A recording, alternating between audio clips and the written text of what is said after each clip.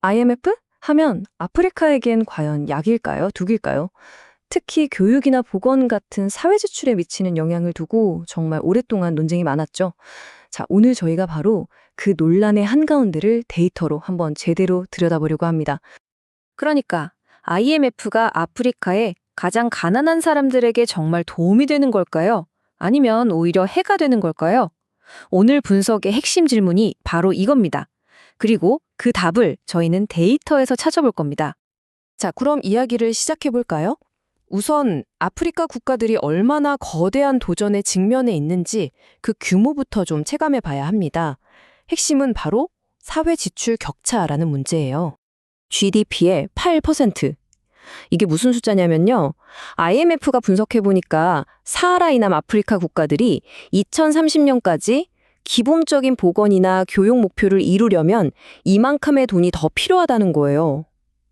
와, 한 나라 경제의 8%라니 정말 어마어마한 액수죠?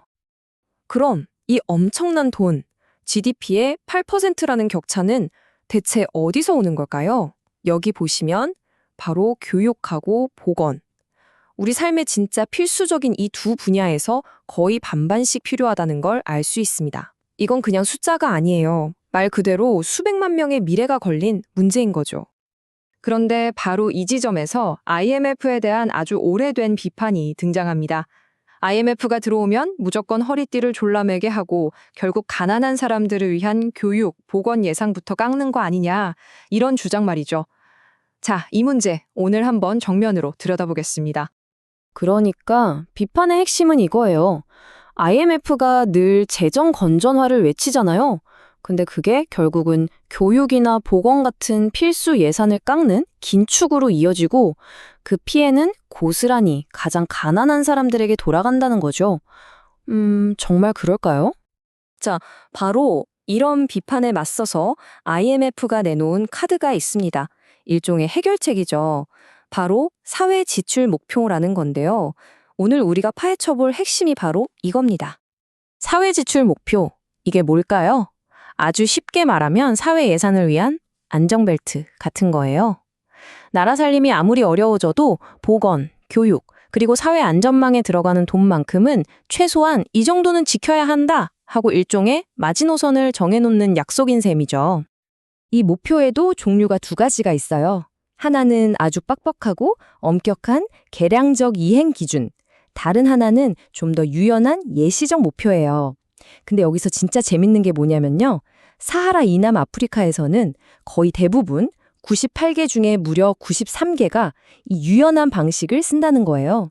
각 나라마다 사정이 다 다르니까 거기에 맞춰서 조절할 수 있는 여지를 주는 거죠. 그리고 이 사회 지출 목표라는 것도 처음부터 지금과 같았던 건 아닙니다.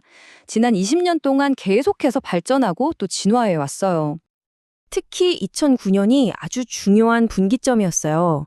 이때 정책이 크게 바뀌면서 이 지역에서 진행되는 IMF 프로그램의 거의 90%에 이 목표가 포함되기 시작한 거죠. 그러니까 예전엔 드물었던 게 이제는 그냥 기본값, 표준이 되어버린 겁니다. 목표가 그냥 많아지기만 한 게 아니고요. 내용도 훨씬 똑똑해졌어요.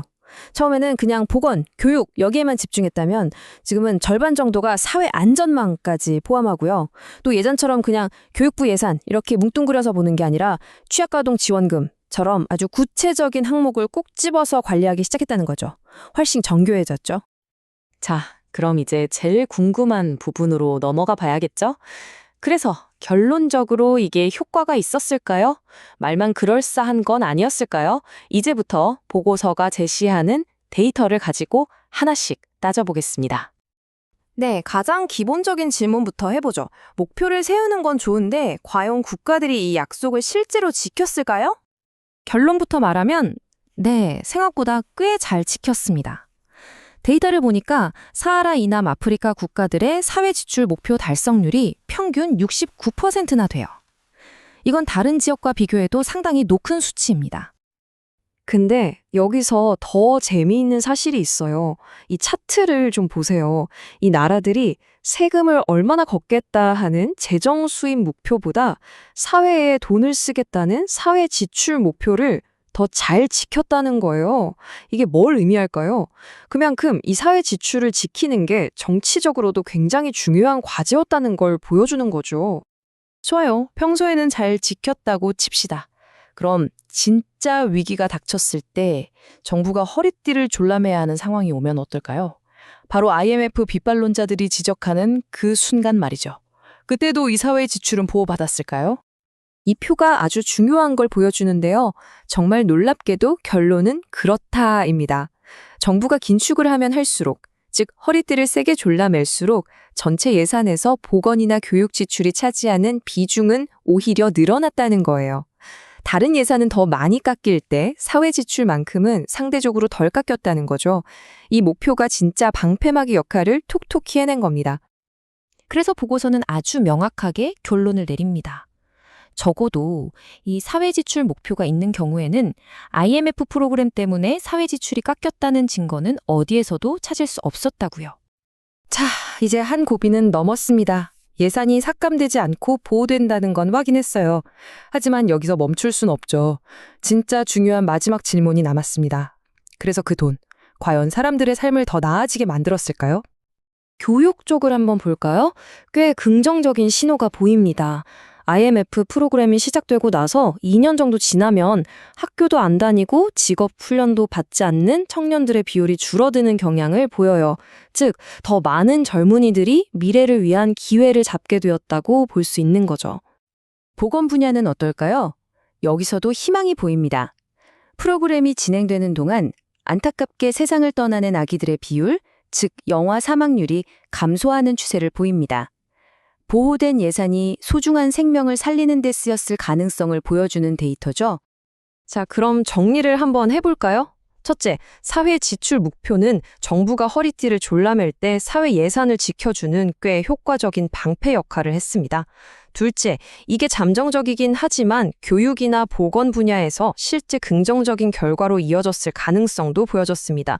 물론 연구진도 데이터가 완벽하지 않아서 더 많은 연구가 필요하다고 분명히 이야기하고 있다는 점은 꼭 기억해야겠죠. 그렇다면 마지막으로 이런 질문을 던지면서 마무리하고 싶습니다.